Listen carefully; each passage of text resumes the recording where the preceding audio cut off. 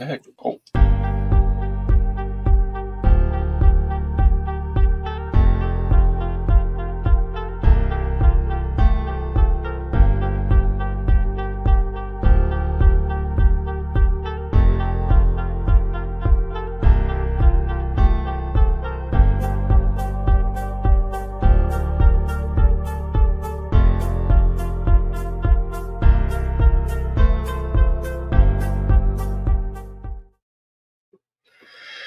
All right. Good Sunday evening, everybody.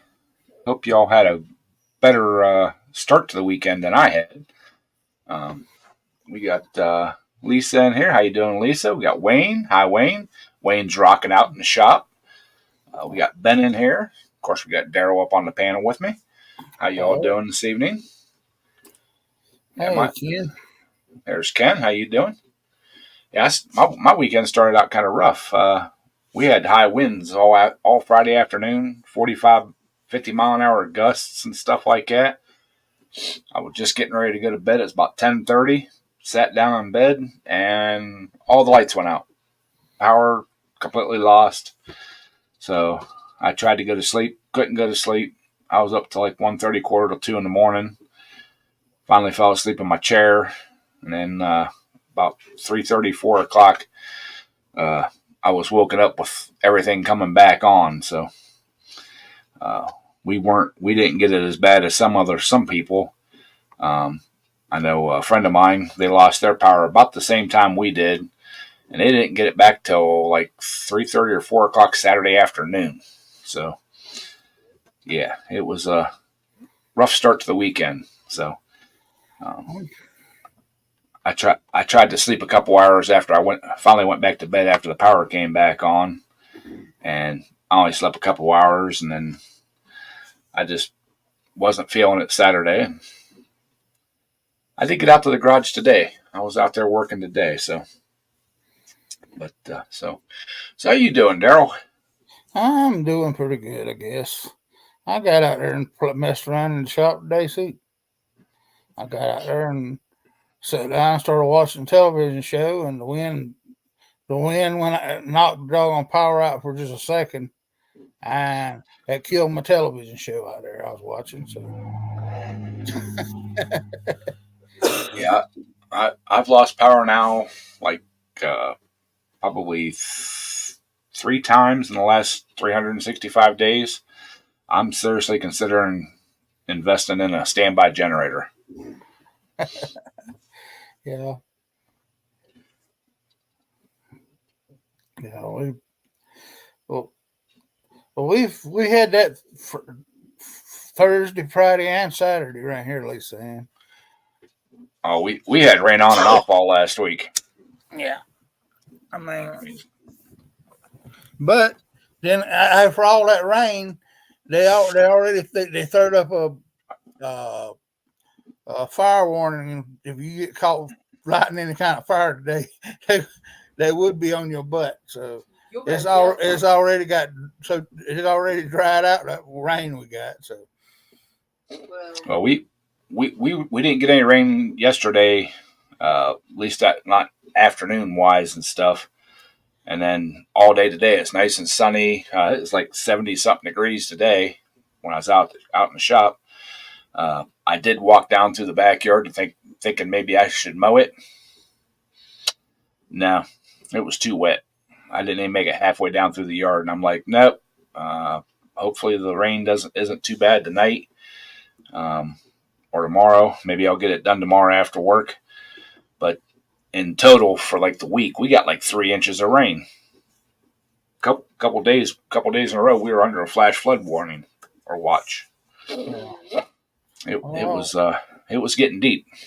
Well, that's one good thing about living on top of a mountain. We're in flood zones X, so yeah. Yeah. It will where we live. If it does flood, we all are dead.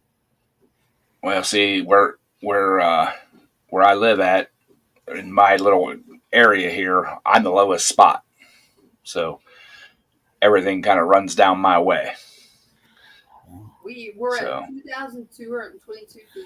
Well, What is it about the Ohio River this year that all these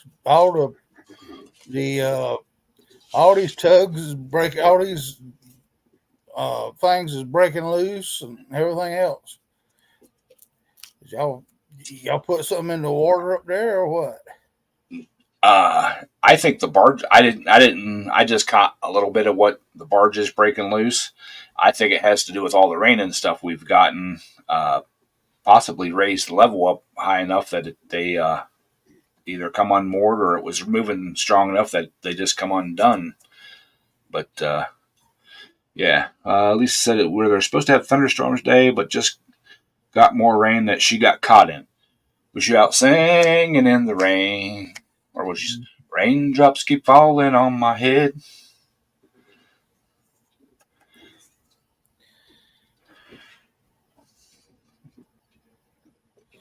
So, well, she is in Southern California now, Ed. I mean, it might have been another type of song she was singing.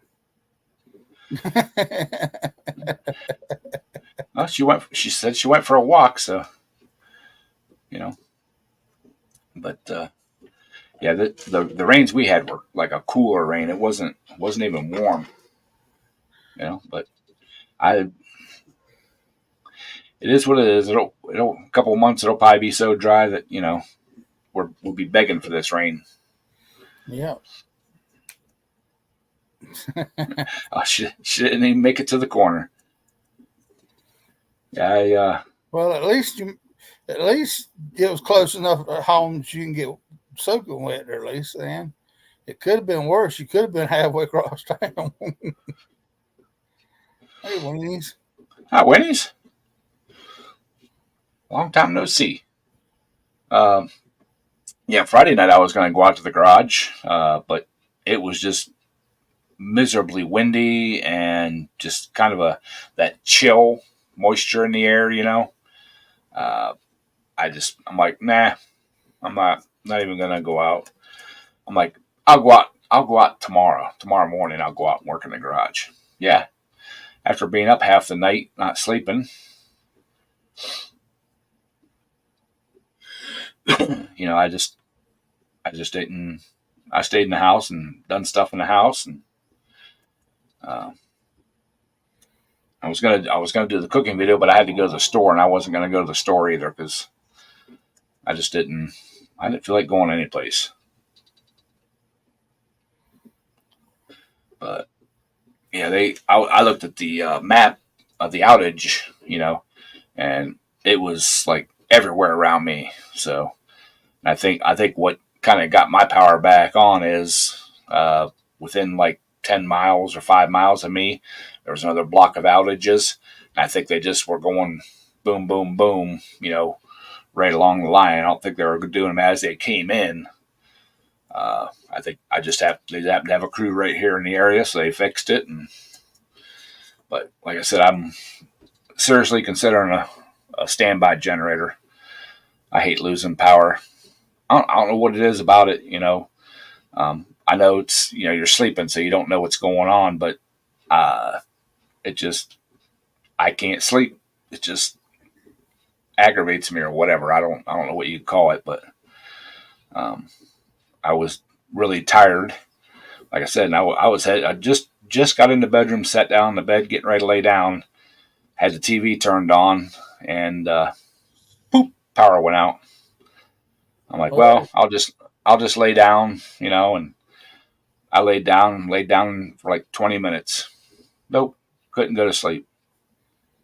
So. Did you ever get your house fixed in? Yes, the siding and everything is done. I was waiting on. There's a couple things they're supposed to fix, but they were like really pressing to get the money. Mm-hmm. And so I paid them, and it's been 2 weeks, and I haven't heard a freaking thing. So I think I screwed myself. I mean, they're not big things that need looked at. When they did the corners, they said it's the way they're doing it now. They left them hang down about the corner pieces hang down about 3 inches below the siding.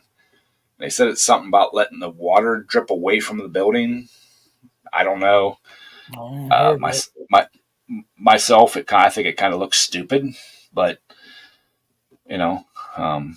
whatever, just a couple little things like that. So I'm gonna text the guy that was in charge of the cruise or whatever tomorrow, and tell him, hey, it's been 2 weeks, I haven't heard a word from you. Are we, we not doing this or what? You got your money and now I'm SOL. So it just a sad state of affairs that they have to do something like that. But I guess it is what it is. And but what did I do? Oh, hey Kevin. Hey Kevin, how you doing? So, but yeah, I worked on the on monkey business today. I looked for a different clutch spring. I know I've got one, or I had one, a lighter one than what was in it. So, but I couldn't find it, so I tore the clutch apart, threw a stock one back in it. That clutch works nice and smooth. I think it'll be enough to hold. I'll probably just end up ordering a new one. They're like $22 or something like that. So I'll probably just order another one. If I didn't let somebody borrow it, it's out there somewhere, but Lord knows where it's at. Yeah, quick wrench. It was in the 70s here today too, and no rain. We're under a thunderstorm watch, but I looked at the radar and everything's going either north or south of me. It's coming out of the northeast or northwest, and it looks like it's splitting right around me, so I may not even see any rain today. Or at least not while I'm awake. If it rains while I'm sleeping, I don't care. Just hope it don't rain, because I'd like to mow my grass tomorrow night, but yeah, lovely weather. I had like 3 inches of rain from last weekend till Friday, under flood watches and everything else almost all week, and the weekend turned out nice, so I'm happy about that. Other than losing my power Friday night for about 6 hours, it was great. Well, I charged the battery on the lawnmower. Now all I got to do is next time I got to go out there and change the starter, the solenoid on the starter, and no, the Bendix on the starter. I'm thinking the wrong part of it. Yeah. Okay. Yeah. Bendix is not engaging too good. You got to take a screwdriver and bump it up into place. So yeah. Then I got to change the oil in it. Then I'll be ready.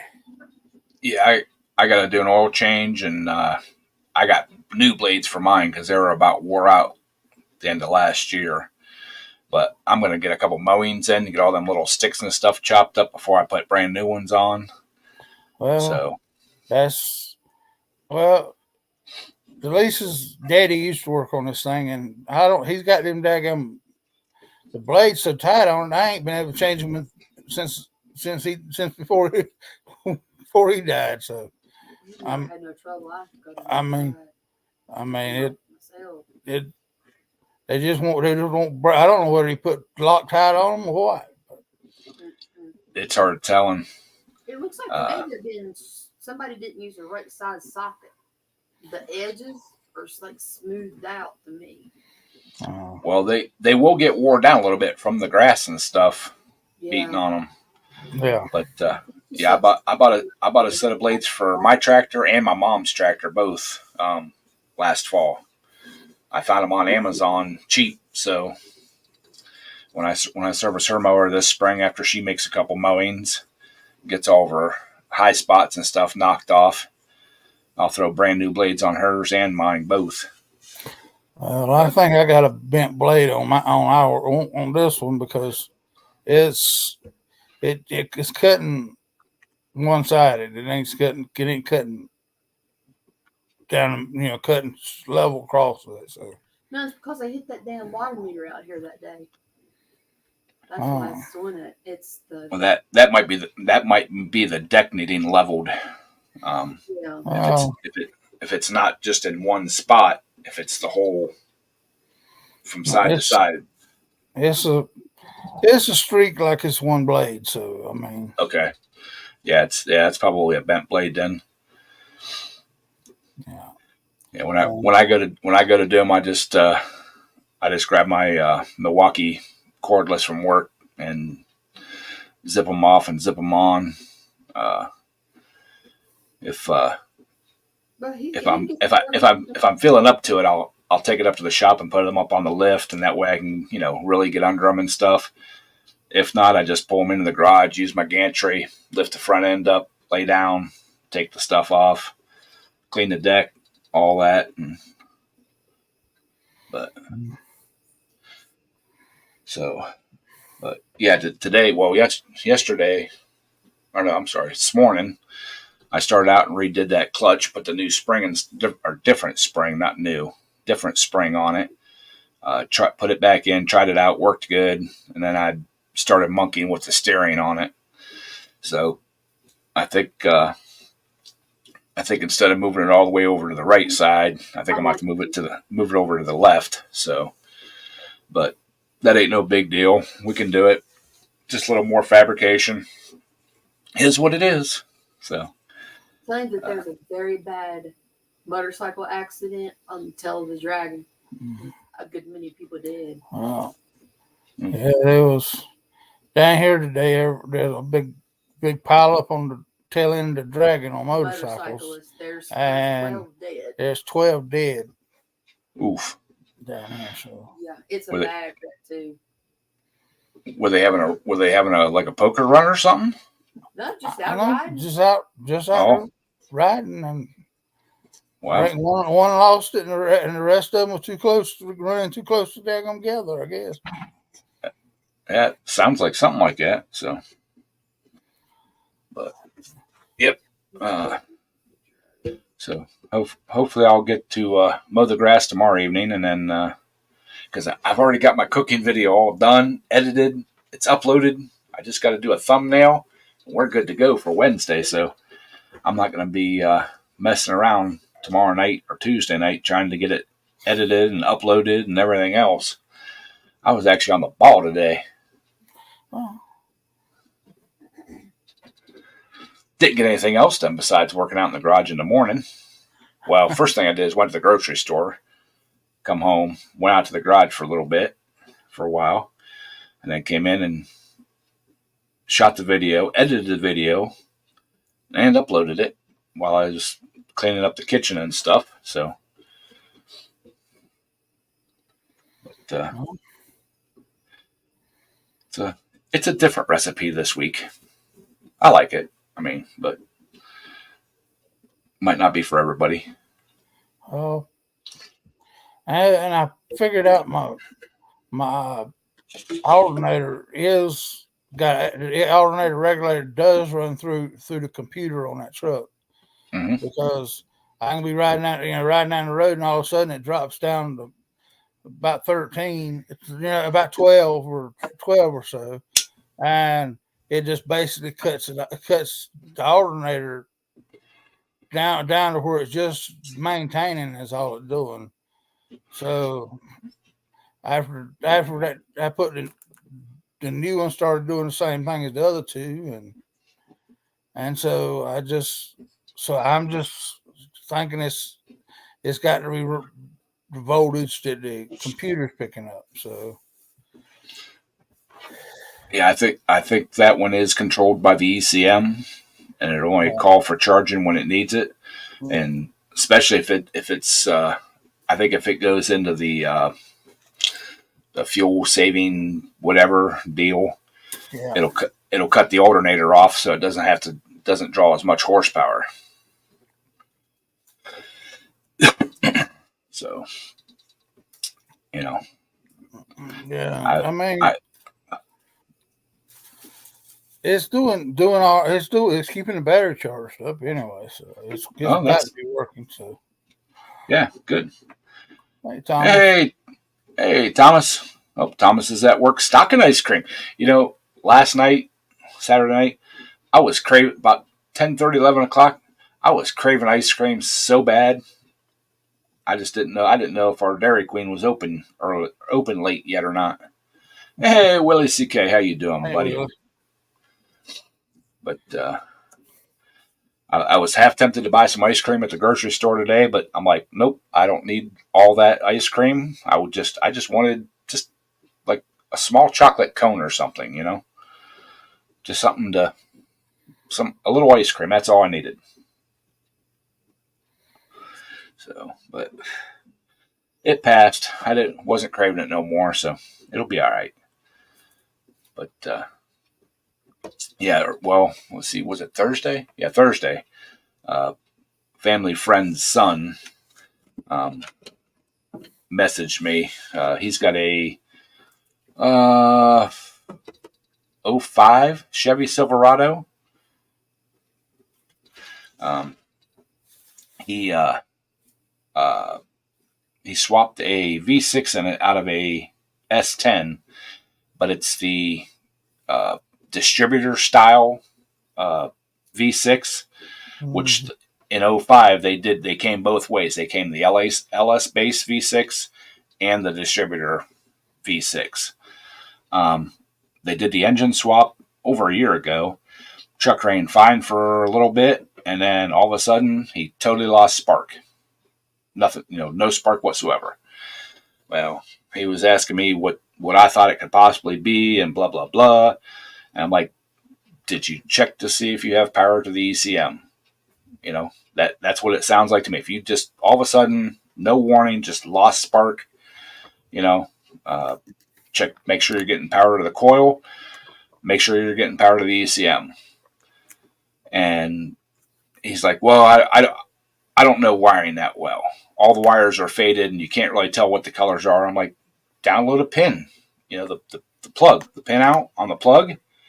It'll tell you exactly which one it is. That pin doesn't change no matter what color the wire is. Hey, Boneyard. Hey, Mr. Boneyard. So he went back and forth, and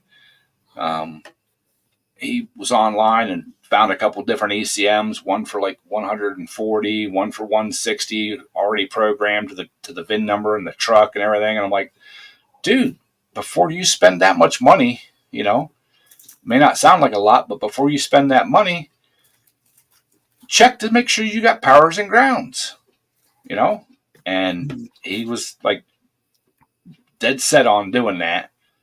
So I got onto my service software and downloaded him the step-by-step instructions on how to diagnose that ignition system.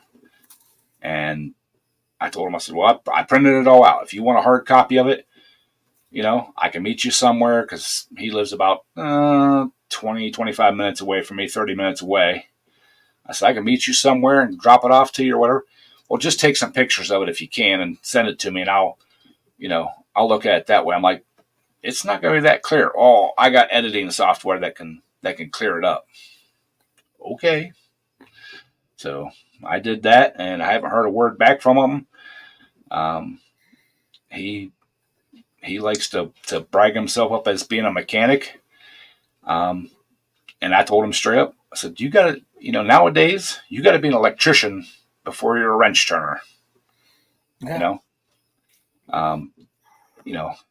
The last, anything that's, within 20 years old, 20 years or newer, you got to be an electrician before you turn a wrench, especially for diagnosing engines, You can't just throw parts at it, because he's already replaced the crank sensor, the cam sensor, what else? Another sensor on it. He's replaced 3 or 4 sensors. It's got to be a couple $100 he's dropped in it, and I'm gonna bet that he lost power somewhere to the ECM. He may have fried the ECM, but I'm gonna bet that that he lost power or ground to that ECM. If he just all of a sudden had no other issues and he the ECM, he just lost spark all of a sudden.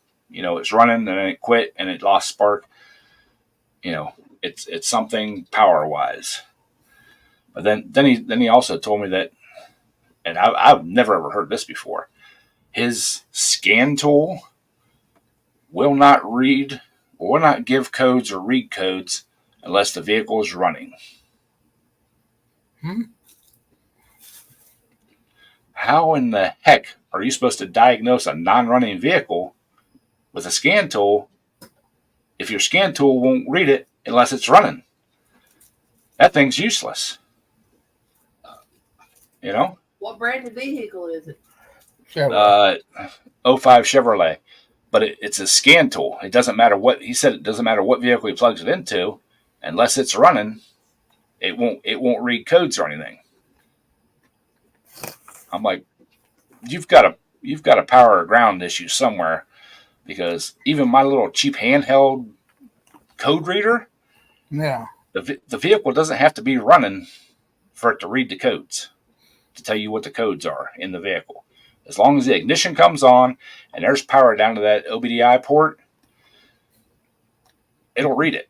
It'll communicate with the computer. Well, that's why I'm saying he's got a problem. He's got a problem power going to that ECM or in that system. If his scan tool will not scan it without it being running.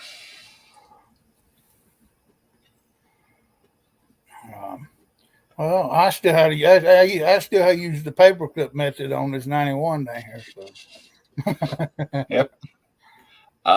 Yes, exactly. Quick wrench.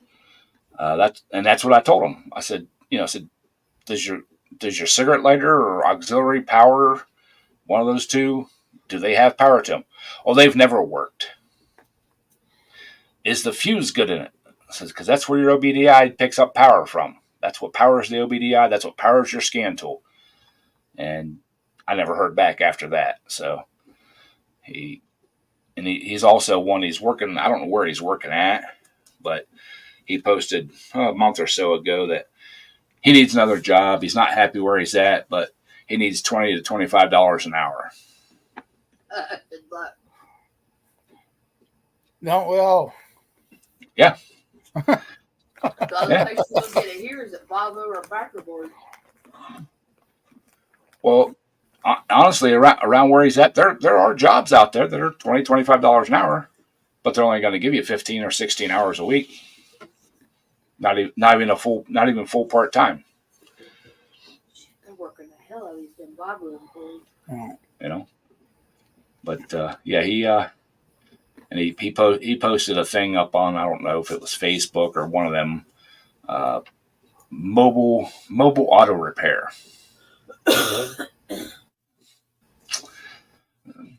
Okay. Cool. We're running, and I'd be kind of scared to use them. Yep. And he's the same one that I got into a discussion with, and that's the whole reason I posted the thing about the caliper, replacing the caliper rather than rebuilding it. He told me he would rather save his customers money and repair the caliper rather than replace it, because the one he was working on was $90 and the rebuild kit was $35. How much are you charging an hour? If you're going standard rate, you're charging anywhere from $65 to $85 an hour. And I know to get that caliper off the vehicle, from start, because you gotta start charging from the time you touch the vehicle. Start, plus jack it up, get to the vehicle. Well, yeah, but still, start. You jack the vehicle up, pull the tire off, pull the caliper off, get it off the vehicle, get it on the workbench, start tearing it apart, clean it all good, clean the pistons and everything, put all the new, pull it all apart, put the new seals in it, put it back together, hopefully it's rebuildable if it's not, not torn up too bad. Get it all back in, get it back on, get it bled out and everything. I know you're going to have an hour in that. I know you are. I can change a caliper and not even, be busting butt. I can change a caliper in 15 minutes. And then maybe another 10 or 15 minutes bleeding it. So half an hour, $35 plus the $90 for the you're what, $110. So you're gonna have twice that in rebuilding one.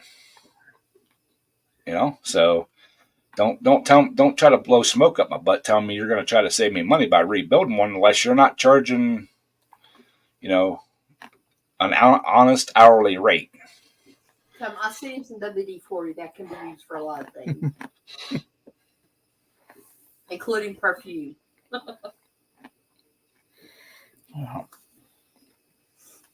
You remember that layoff Volvo had? Remember? Yep. It was bad. There were signs everywhere. Well, Ed and them had to deal with layoffs up there too, with the automotive factories and all that stuff. Yeah, up there at the Ford plant. Yeah. Yep. So. And not only that, y'all do have a lot of places that used to make parts for Ford and General Motors up there too. Ed. Yeah. Well, we had steel mills. We had Ford plant. Both of them are gone now. And then the Ford assembly plant was up north. It's gone. There's and here in town, we had a couple of steel mills. We had Morgan Engineering, which did like overhead cranes and stuff. They're still here, but they ain't doing nowhere near what they used to. So, but yeah, my neighbor actually worked at the one steel plant right here in town, and just a few years ago they closed doors, and he had to go about 40 minutes away just to finish out till he can retire. Well, I think he's retired now. Partially, yeah. No, he is retired. He retired last fall. So I know y'all had a big old General Motors plant not about less than 100 miles from where y'all was at too. Yep. I'm sorry. Yeah, it was a GM assembly plant and a Ford. They made the Ford parts because my uncle worked at the Ford plant where they made the parts. He was a tool and die man. I used to haul them.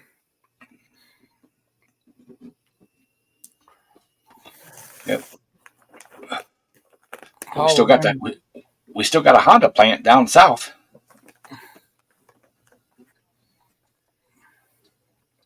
Don't knock Honda. I'll give you a flat tire. No, I'm saying we still got a Honda car plant here in Ohio. Yeah, I know. I was. Matter of fact, I think I was one of the first ones that hauled in there. Because the place looked new when I pulled in there. Yeah. I probably was one of the first trucks that pulled in that place. They unloaded airbags. Yep. And, they made you put placard, made a placard. You had the placard to doggone load to haul airbags. Mm-hmm. It didn't even have the chargers hooked up to them or nothing. But static electricity was could set the bag itself on fire. So yeah, well then they had I don't know if it was Honda, but one of them had that bad batch of them that were going off just spontaneously. It was the same. It was from the same company I hauled in there. Yeah, they because it was a little bit of everything. I think they had Ford, General Motors, and all of them had a bunch of. Yeah. Yep. Yeah, they were all made at the same place though. Mm-hmm. Yeah, they all come from the one company or two companies or something like that. But yeah, they were cars weren't even on. People weren't even in them. They were going off. Mm-hmm. Oh yeah, Ben. It was they were actually having people come to the dealership and disarming, and then they found out even if they disarm them, they could still go off. It was the airbag itself. It wasn't nothing with the control system. So yeah, that was an interesting time. I'm glad I didn't own one of those vehicles. But if you wrecked one, they didn't go off. That was the funny thing about it. Yeah. It was a 50-50 chance whether it'd go off in an accident, but you could be driving down the road and that sucker would go off. So, but just fun and games with cars. You know, I love being a mechanic. You know, I should say I love being an electrician. That's more like it these days. I mean, I get on our electricians at work all the time. I'm like, hey, I got to work on this car. You gonna give me a hand? Well, I don't. I'm like, it's all electronics to begin with. When I was on vacation a week before last, they brought a bunch of our electric golf carts down from storage, and of course all the batteries were dead in them. So I had to manipulate them to get the chargers and stuff to work. And I told the one electrician, I'm like, I don't know why I'm doing this. You should be doing it. It's electric, you know. Well, no matter if it's well, he started out. He's like, well, that's 12 volt. We don't do 12 volt. I'm like, no, it's 48 volt. So there you go. Yeah. But so far, I've only had to replace one set of six, $1,100. I can remember 5-6 years ago, I could get them for like $600. Same set of batteries. Well, batteries for cars has went up $100. I mean, in the last year. I mean, I just put a new one in my truck, and then the alternator started doing his thing. So I got both of them took care of now, hopefully. But well, I got about 5 different things sitting in the yard that need batteries in them. Well, the funny thing is I've been watching the lithium golf cart batteries for the last few years, and they've actually come down in price. I can get a 48 volt lithium battery with a charger for like $2,300 now, with an 8 to 10 year guarantee, depending on which company you go with. And they average $2,300 to $2,700 for the battery and the charger, depending, like I said, on what company you go with. And the warranty is 8 to 10 years, depending on which company you go with. And they've all got really good reviews and, customer service, praises and everything else. I tried to talk my boss into going, starting to do the changeover. Let's buy one set now. And he's like, oh, I don't know. Well, I'm kind of glad he didn't, because I think I got another one that I might have to replace the batteries in. I'll find out Monday if it's taking a charge or not. But and besides that, it's liable to catch on fire. Actually, they haven't had problems with that with the ones for the golf carts. I think they're sealed up a whole lot better than what they are on the cars. But the big thing is the initial draw. Like when you take off, they provide more amperage, I guess. You can run them longer. The power output on them is real steady, unlike a lead acid battery that just continually tapers down. The lithiums stay more level, and then at the very end is when they drop off. They have a safety in them that shuts them off, I guess, or something like that. But more runtime. You can almost double your runtime between chargings with them, and it doesn't hurt them. If, like lead acids, they usually tell you to try to run them down as low as possible before you put them on charge. They're saying that the lithiums, It don't matter if you take it out and run it, half a mile. You can bring it back, throw it back on the charge. The charger senses what it needs, and that's what it gives it, and everything. So, but I'm just impressed with the 10-year warranty. I'm only getting 3, maybe 4 years out of a set of batteries on these golf carts. So if they're $1,100 and I can get a set lithium battery for $2,500, and it over doubles the lifespan of the battery, it's worth it. So I don't know. Maybe later towards the end of the budget year, if I got some money left in my budget, I'll convert one over. But right now, they're not. They're kind of clamping down on my budget. So, well, they're clamping down everywhere. It ain't just your budget. It's everybody. Everywhere I look, everything's getting so damn expensive. What you used to could buy and have money left over, now you ain't got no money left over. Well, they through our whole physical plant, we have a thing called capital equipment, and it's for all the departments, from housekeeping to grounds to maintenance to fleet. It's to buy equipment, and each department has a certain amount, that they're allowed to spend. Well, the last couple of years, they've cut into my chunk of it to buy stuff for grounds, which they need it. They bought a new mower, they bought a skid steer, stuff like that, stuff that they've needed. It just sucks because I can buy those batteries out of capital equipment, but my chunk is, dwindled down to where I don't want to spend that because there's some other stuff I want to buy towards the end of the fiscal year that, it's just, yeah. But hey, it is what it is. We'll put it off for another year. It ain't no big deal. It's job security for me, I guess. Having to fix them. Well, but you got to fix the ground equipment to when it breaks too, don't you? Oh yeah.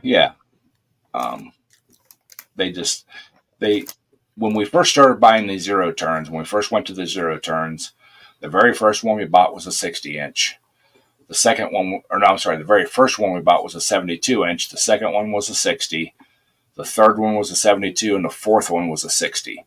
Well, what they found out is that, extra 12 inches ain't that big a difference. They can mow just as much grass with a 60 as they can a 72, and they can get the 60 into smaller areas.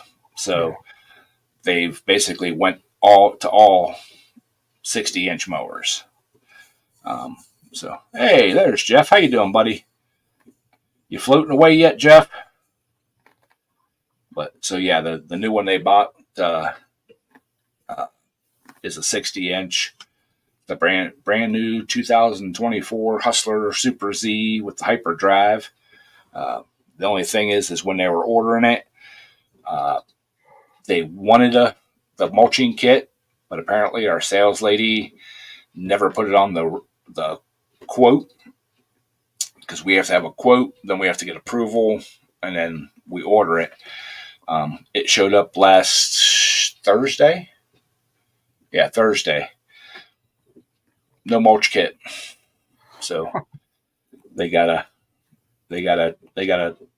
send us the quote for the mulch kit and get it ordered. I mean, we're gonna get it, but we just got to go through the right channels, and once we get a quote, show them, hey, it's an extra. I don't know how much it is. Okay, well, not floating yet, but the paddles are ready. I hear you, man. I was by the end of last week, I was feeling that. So, yeah, they asked, the head groundskeeper wasn't there. The supervisor wasn't there Thursday or Friday. And the guys, when they delivered it, and I told them, man, I said, where's the mulch kit at? Usually it comes in a box and I got to install it. It's not on there. They didn't install it. And they're like, well, can we hurry up and pull the one off of the one we're trading in and put it on this? I'm like, no, that's a 70-inch or 72-inch deck. This is a 60. They won't fit. Well, it's just that metal plate that goes over the chute, isn't it? I'm like, no, it's baffles underneath that have to be bolted in and everything else. And, it's not just something you can zip a couple bolts out of. And, so yeah, they, one of the grounds guys understood it. The other ones are like, huh? We thought it was just the metal plate on the end of the deck that made it a mulcher.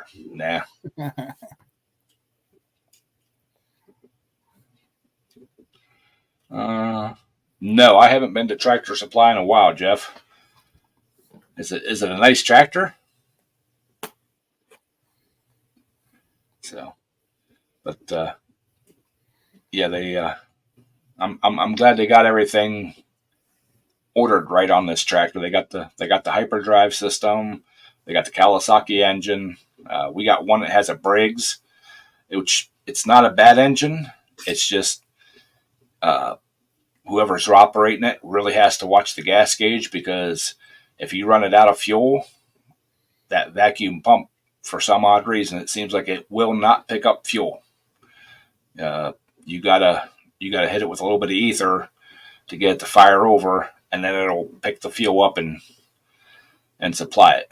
And it's been like that from day one, and so they can't do their normal, run it until the tank's empty and switch over and fire it back up.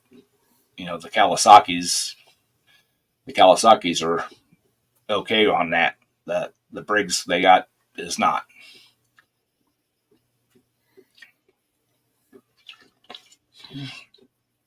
So I'm happy they went with that, which the ground supervisor knows. He don't like the one with the Briggs engine on it at all.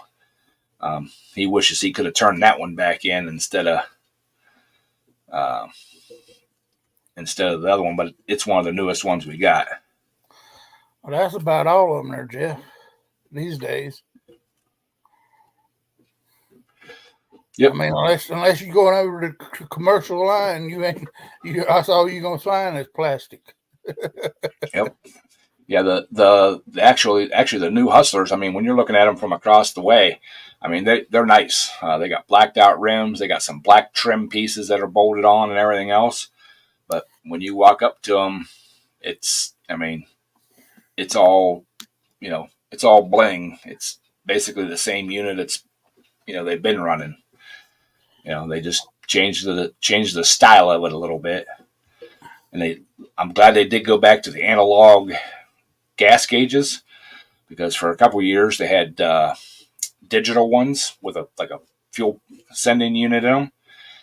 After about a month, them fuel sending units quit working, and they're a pain in the butt to change, and they're expensive to change. We did it one time under warranty, and then the warranty was up on the unit, and after that, I'm like, nope, we're not paying to have that, or not paying to buy a new sending unit, because it's in the sending unit itself. It's nothing to do with the wiring and everything else. I've already checked all that, and yeah, they. Well, that might be kind of what they've been doing with it, Ed. They might have actually been sending it across the sidewalks, sending it across the highway and everything else. I mean, yeah, I used to watch them when they mowed. When I was out and about and happened to get up on campus, I would sit back and watch them, and there are times they do get a little rough. That's what I'm saying. They send them. They send the unit. They send the whole unit. Yeah. Yeah, Jeff. I've been watching the Bad Boys zero turns for a few years. I knew a couple guys that had them. They love them. I just don't think that they would hold up to our use at work. I don't know if they have a commercial use one or not. We're really happy with the Hustlers. They looked at a couple other different ones, test drove a couple different ones. Hey, Mater, what's up? Wait, Mater. Yes. Yeah, they test drove a couple different. They even test drove an electric one last year. Okay. They liked them until they found out what the price tag was on them. And my question to the salesman, what's the warranty on the battery? And how much is it to replace the battery? He didn't have that in. Well, the warranty, I think, was 10 years, but he didn't have replacement cost of the battery. Here to find out after they took the unit back and everything, they emailed the ground supervisor with all the specs and everything, and he emailed him, asked him too, hey, what's the, after the 10 years, what's the replacement cost of a battery? Well, the 10-year warranty is a prorated warranty. It's a full replacement after up to 5 years, and then from 5 to 10, it's prorated. And at the 11th year, the price of just replacing just the battery is not quite the price of a new gas one. That's what they wanted anyway. They want you to trade them off every 5 years, so you don't have to worry about it, But I mean, but you still have to get a daggum generator to pull around behind the tractor to keep it going the whole day. All day. No, actually, the one they used, they were getting over 7 hours of use out of it a day on one charge. Hey, Boats. Hey, Boats. Ooh, Boats had a half a chicken and some sweet corn cooked perfectly on the grill. Yum. That does sound good. I've actually got some lamb in the freezer. I got from one of the guys that from work. They raise them. They raise pigs, and they raise pigs, beef, and sheep. And he gave me about 3 or 4 packs of 4 lamb chops. So as soon as the weather starts getting nicer and stays nice, I'm going to bust out the old smoker, and I'm going to smoke me some lamb chops. So look forward to that one on the cooking portion. Everything I've eaten lamb before, but I've never cooked it. And everybody's saying grilling or smoking is the best way to cook them. And it seems like smoking them, everybody really likes that. So I think we're going to smoke some lamb chops. So I just gotta get a weekend and a Saturday that's going to be nice and warm, and make plans to get them out of the freezer and thaw them out. Party at Ed's place. Yeah. If y'all want a bite, because I think I'll probably, well. Ask him how much land does he have. He ain't got much. I can't ride 4-wheeler. I've got 1.99 acres. I'm coming. We're with the 4-wheeler. That's fine. I got a creek that runs right down along the edge. That needs to be tore up. So you can. Oh man. You can ride down the creek and stuff, and hell, you can ride them down the road. Everybody else in the whole neighborhood does. There must have been 10 or 15 of them running up and down the road, dirt bikes and stuff running up and down the road today. Which they must be getting older, because they're not going as fast as they used to a couple years ago. It's the same. I can tell it's the same people. They're just slowing down a little bit. Well, do they have both wheels on the ground? Oh yeah. They might be nowadays. I mean, a little bit older, they liable to want to ride on one wheel now. So Just tingle weathers. Ooh, I hope they figure that out there, Mater. That's not good. Yeah, Lisa. Everything I've seen, there's a like a vinaigrette kind of marinade you mix up and soak them anywhere from an hour to overnight in it. Which in researching how to cook this stuff, I found out that people complain that lamb has a gamey taste.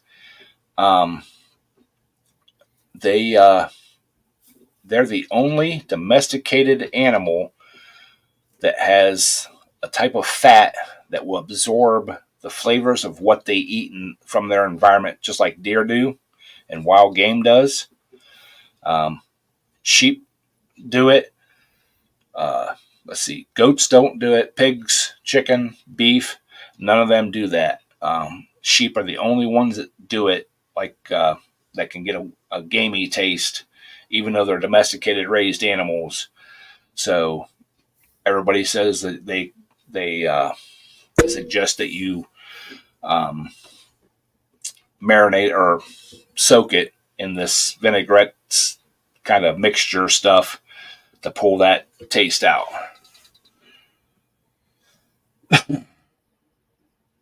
Yeah. Squeeze the lemon. Yep. Turn the 97. See, or 87 Dodge night. Oh, sounds like Willie's been busy. Hey, Mr. Briggs, how you doing? Just getting over this coughing for a while. We'll see how long that lasts. Okay, Lisa said her mom would just lay slices on while cooking it. I had a friend that cooked some once and basically baked it, and she said that she don't like it. She will never eat it again. But from what I can gather is they bought it and cooked it right away. And even everything I read says don't cook it on the bottom of the pan. Get it on an elevated rack so the grease and everything drips away from it. So, yeah. Yeah, you cook something like that. I'll bring a big pig roast. How's that? Pig roasts are good. We used to do them a lot. My favorite is just to do a big pork roast and a beef roast on the spit. Heck with that whole pig. You got so much waste. I mean, even if you pay say $110 for a whole pig, 50% of it you're going to throw away with the bone and stuff. Not my Uncle Jack. You know. Man. Who says that? Pay for it. Hell, I'll bring a deer roast too if you want. Yeah.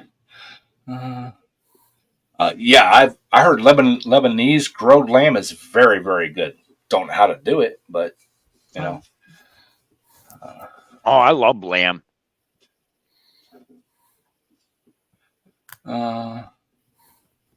Sure, Willie. Well, you should fit in pretty good then, Jeff. You're a little greasy yourself occasionally, so. Yeah, that's I've heard that lamb is greasy. That's why you got to cook it up off the bottom of a pan or something. You don't want to put it in a slow cooker and stuff because it renders out the grease so much that it's ugh. So that's why I'm going to smoke it. All that grease will drop out. We'll get a nice smoky flavor to it. You know, so duck is greasy too, but it still tastes good. Yeah, duck and goose, yes. I've had goose. Well, I've had both duck and goose, but the last I had was goose. Well, Canadian goose, and yeah, it's It is me. It's just I can't turn the camera around at the moment. Okay. Now, I don't know if you guys have ever heard of a color tune. It's a little device that goes into a spark plug hole. You can see one side is yellow because it would be rich, and then one side would be blue because it would be stoichiometric. White would be green. Yeah.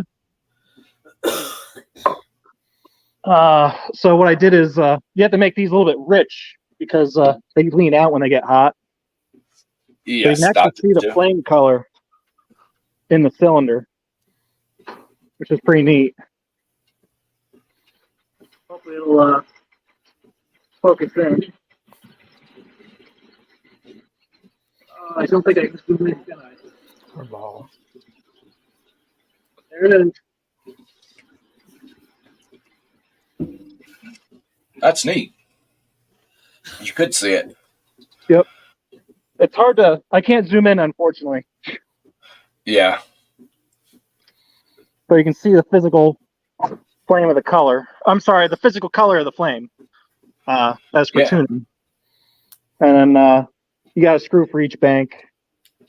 My one line that was on the bottom of the carburetor going to the vapor canister was cracked really bad, and had to fix that. So now it's been running pretty good. I wonder if that works for methanol. I don't know if the flame color would be the same. Because I don't know. It might. Yeah. Stoichiometric is blue in general. Yeah. You have enough oxygen, it burns blue. And if you don't, it's going to burn probably more white on alcohol. I don't think it would be as yellow. But then again, when you see the dragster spit the fuel out the exhaust, it's yellow. Yeah. That's the carbon and stuff burning off. When the actual methanol burns, there is no color to it.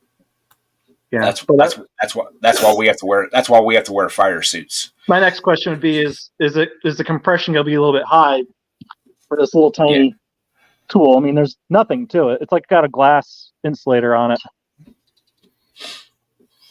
I don't know if I can get a good light source. It's a little tiny, like, spark plug deal. Yeah. I don't know what those things would take for compression, and well, my engine I'm running now is not real high compression, so Yeah, it's pretty small. I thought you'd get a kick out of that. In case you ever want to look into getting one. it is pretty interesting. Yeah, if what I do is I wait till I start getting the flashes of yellow, and I know it's rich enough, and then when it gets hot, it'll lean out and usually be good. And at the very least, you can get the flame colors the same on both sides. Yeah. So then when you get your base for your left and right, then you can just add or subtract a quarter of a turn at a time. Biggest thing is getting them even is not always easy. Well, usually how I tune my methanol tractors is I richen them up until I get a little fog of methanol in front of the carburetor when it's idling, and that way when you rev it up, it sucks that back in, and we're usually good to go. So, but so yeah, that was pretty interesting there, Willie. I never seen one of them before. That's interesting. I'm gonna have to do some checking in on that. So, Not sure exactly which camera turns this around. Ben says he's had one for years. So, yep. I don't have to grab them often, but when you do, it comes in handy. Yeah, I may look into them. So, thanks for sharing that, anyway, Willie. When you try to tune it by listening to RPM, it's like 2 turns all the way in before it starts to slow down, and like 2 turns all the way out before it slows down again. But it'll be rich for a whole turn before it starts to lose RPM. Yeah. So that worked pretty good for that. Anyway, I just thought I'd show you that quick, so I'll see you later. Thanks for letting me know. Thank you. Yep. Bye. Thanks for sharing that. Like I said, that was pretty interesting. So, hey, Nate, how you doing, buddy? Nate. Yep. So, all right, y'all. With that, we are going to shut it down. Appreciate that, Willie. I mean, I've never seen anything like that before, so I'm gonna check into that. So, all right. Thank you all for coming. Appreciate it. And if you would, on the way out, you all hit the thumbs up button, and I'll shut the lights off after we're all out. So, take it easy, everybody. Good night, everybody. Night.